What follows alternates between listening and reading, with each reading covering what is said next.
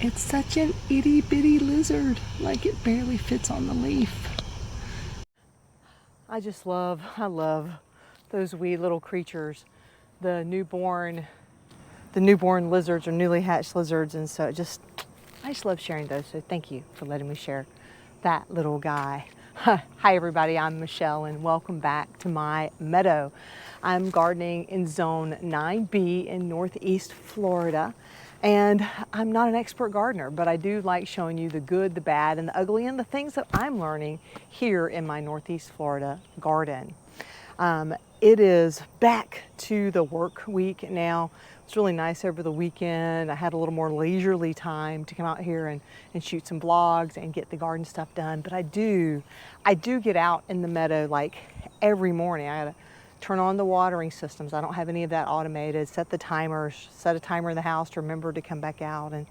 And so it's so funny to hear today. Today is Monday, Tuesday, first day after a holiday. And so all the things that didn't get done on Monday for work have to get done today and blended in. And so it becomes a Monday, Tuesday, Wednesday kind of a thing. So I thought I would bring you with me. I'm gonna grab some cucumbers. And I have noted that our pickle worms are here, and how I know. One, I saw a holy cucumber with the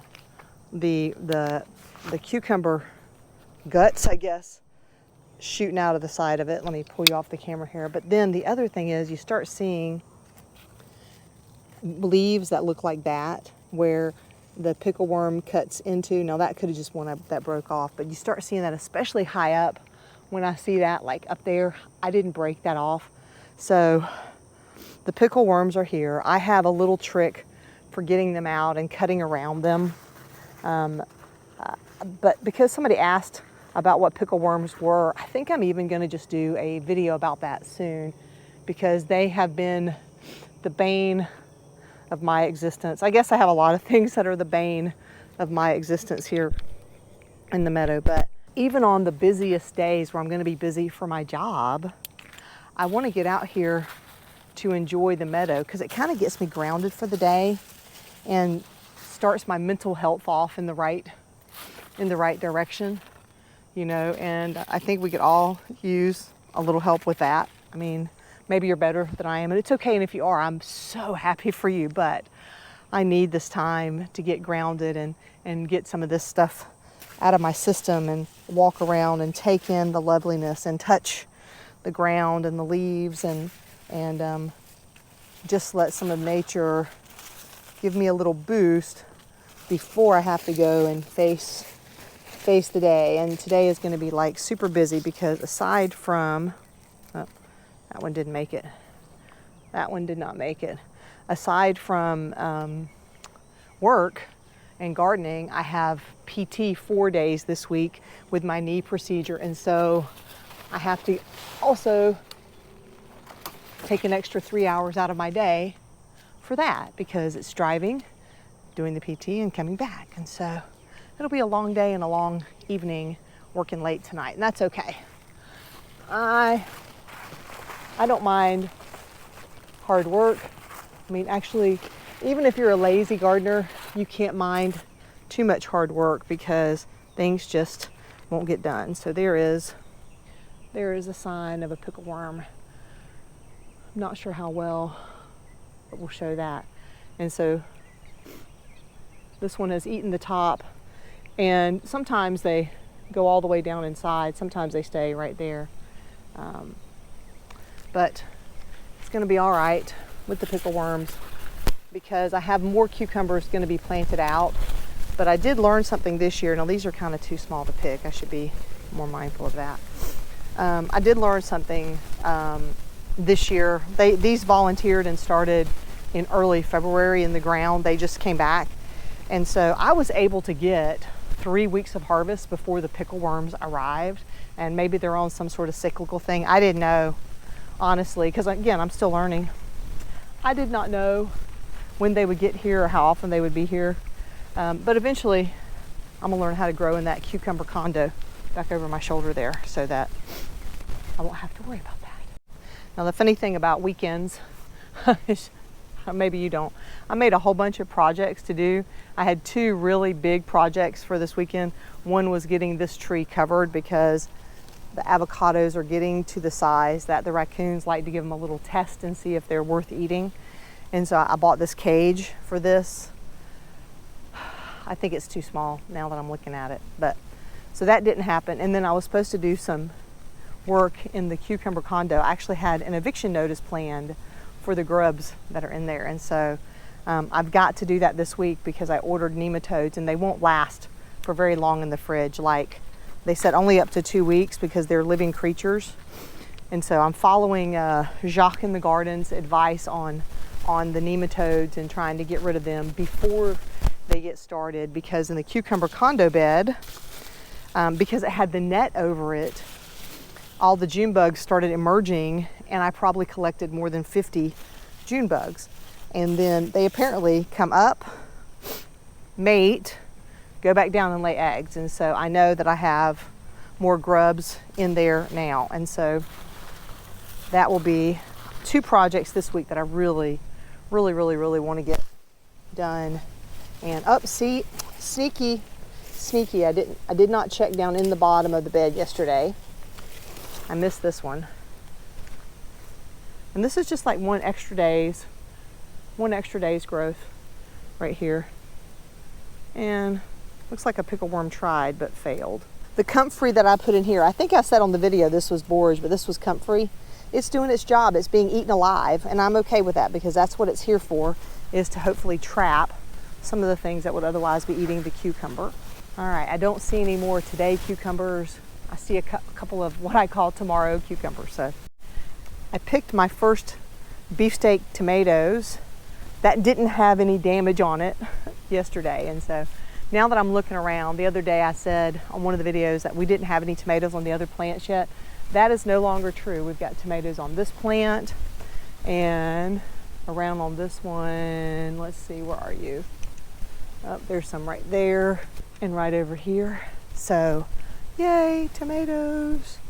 And I saw a bell pepper over here that's scalding, so I'm gonna go take that one off so there can be more energy for other things to grow.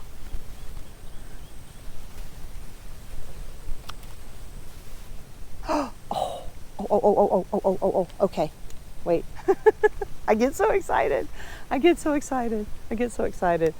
I don't usually have, like, only in my garden tours am I usually this giddy. And I'm working on that. I'm actually giddy all the time. And one time a friend was over here working with me and she goes, "Why aren't you silly like this on your YouTube channel?" I was like, "I thought I was." She goes, "Oh no." But look, under here, I have been waiting for the peppers to start blushing because while I have grown bell peppers before, I always took them green. I never waited because I thought it would cause the plant to stop producing. But I decided this year I'm waiting. Hopefully that red comes out on the camera. I hope it does. So I'm finally gonna get my first ever red bell pepper. It's kind of fun to have a year with a lot of firsts. And so if you are like a new gardener and you're trying to figure out, like, why isn't everything working? I'm on year 5 here. I've had 2 other attempts at gardening, or 3 other attempts at gardening before I got here. The first one was miserable. I tried to plant right into St. Augustine grass because I didn't know any better. And the second one was a better experience, but I still didn't know a lot. I just got really lucky using Mel's Mix and planting in square foot gardening method. I just followed the rules exactly. And so, and then I didn't garden. And then I had a little patio garden, but then I didn't garden for years until I got here. And so it's just learning, like you figure out what works and what works where you are. And so if it is your first time like gardening and things are just not going like you're like, can I do anything right? You can. It's just gonna take time, and just be patient with yourself because you're just tending the soil and making sure the conditions are right. The plant's got all the hard work to do. You've got the easy job here. It's the easy job, I promise. I mean, look, this tomato had all this growing to do. I tell you now that in future beds, I probably won't be planting indeterminate tomatoes. in a tall bed. I'll be putting them in a lower bed because that gives me an extra 2 feet of growth that I can reach, because I'm gonna have to get a ladder to collect any of those tomatoes that grow all the way up there. I kind of set my mental timer to come back and turn off the garden grids, because the beds with the garden grids get a lot more water faster than with regular drip irrigation. But it is so nice to have all of the beds that have food in them over here, to have them on some kind of irrigation now. So I'm not running around with a hose. I had to go and hand water some of the things we moved over the weekend back on Orchard Row. That wasn't too big of a deal. But I will tell you, if you're gonna grow big and out in varied spaces like this, irrigation of some kind is really gonna be a lifesaver for you and a time saver for you. I happen to work full time, but I work from home, so I can run in and out and do things. But if I had to go to a job and I had to compact all of my gardening into before work and after work, I might not get things done as well as I do, which to me, we always have comparison like situations, right? But I mean, I do all right. I feel like this is like the first year I feel like I'm actually seeing some bounty, and it's so cool. Like I've had a big boon of loofah before and okra. But like for the okra, I never had enough coming in at one time that I could make a mess of okra at one time. So this year I hope to do that. I planted out 12 okra plants. So I hope that'll happen. So it's kind of fun. It just feels very satisfying that after 5-6 years of trying, I'm starting to figure some things out, and I still don't figure things out, and I still do things wrong. And so you're just going to keep making mistakes. So be kind to yourself. Just be kind to yourself, because, you know, oh man, that was a face my mom would make. You guys would have liked her. I think she would have enjoyed this, because she likes just standing and pontificating like I do. Now, you know, Michelle, I miss her. I lost her 20 plus years ago. So we did have a bit of drama yesterday. This guy has a bladder problem. He has crystals, and so we got to dip into what should be the savings for the creek, the land across the creek. We got to dip into that savings yesterday so he could get vet treatment. And so now he's on special food all the time, because yay, you know, because he's a meadow cat and he deserves it, right? And so he actually is kind of nice to have out and around here. They're good little guardians. They do tell me what's happening if they see things, and so believe it or not, they really do. Like if people are around or something, they'll stop, and they're like pointers. And but it was a little scary yesterday, because the surgeon goes, the vet goes, well, we want to do this x-ray, and then we'll tell you whether we recommend surgery or not. And I am, you know, my mind, I'm like, wow, I don't know that we can do that.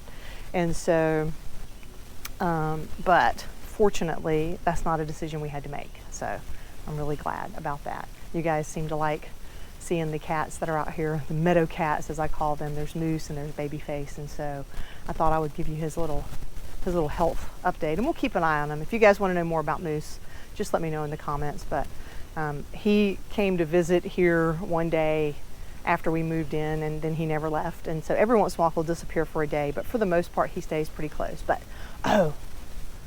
the weird thing was that a couple of years ago we took him to the vet because he had like an infection. He was limping, and we thought maybe he had an infection. And so they did a few tests, and they asked us if they